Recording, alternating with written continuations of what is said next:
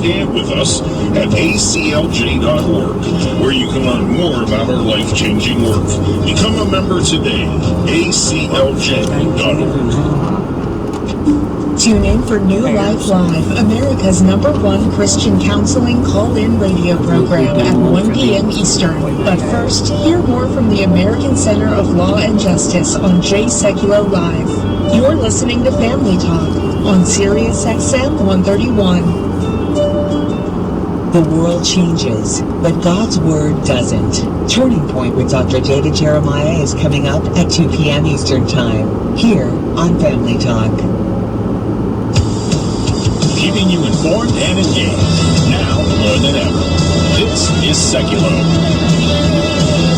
And now your host, Jordan Seculo. You know, I gotta play this live here. We're gonna get to your phone calls too, and we figured out the issue with the phones. We figured that out, so give us a call, 1-800-684-3110. But let me play this. So, this is Jen Psaki again, trying to re-explain, this I think was part of the whole, he's driven through the border 13 years ago. As Harry said, we don't know why. It could have just been, hey, we gotta get some food in El Paso, we got some good Tex-Mex here. But he didn't get out, they didn't even say like he got out of the car or he met with a Border Patrol official, nothing like that. Literally, it's like he drove through. I mean, that doesn't usually count. It's like, again, not getting out of the car, not engaging. I think what they don't understand is that the question is not he'll solve everything by just visiting. It's that one, it's symbolism. I've got the back of my federal agents and the federal agencies that are responsible for this.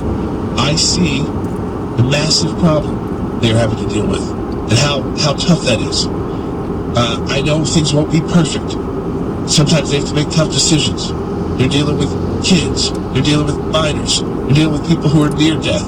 This is all during a pandemic. They ignore that, of course, during this. That's the only time they ignore that. And yet she goes on.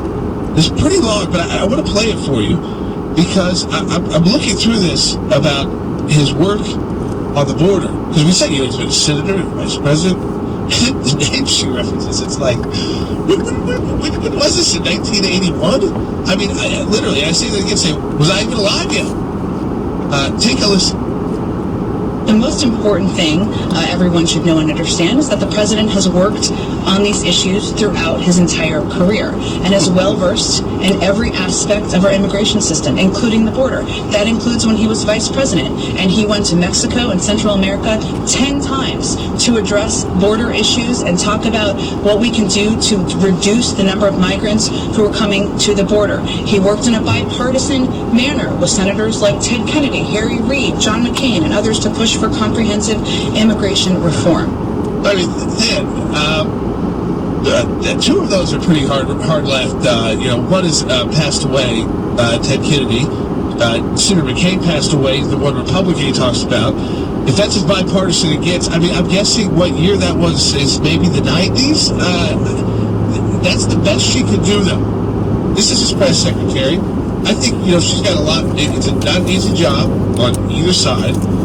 You're dealing with a lot of questions, tough questions sometimes, and you're the one having to stand up there. But this is the best her team can put together is that, he made trips, again, not to the border, but Mexico and Central America.